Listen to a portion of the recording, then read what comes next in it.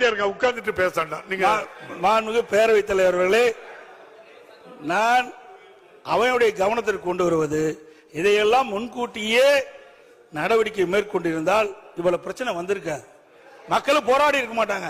அதைத்தான் அரசுடைய கவனத்துக்கு கொண்டு வர்றாங்க. அது மட்டும் இல்ல, மாண்புமிகு அவை முன்னவர் மாண்புமிகு எதிர்கட்சி தலைவருக்கு உறக்கமா பேசுறாரு, நானும் பேசிடுவேன்.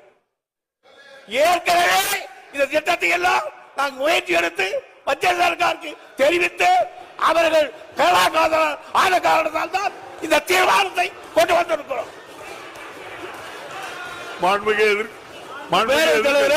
ஒண்ணு ஜாதிக்கு படினா இப்படிதான் பேசி ஆகணும், வேற எப்படி பேச முடியும்?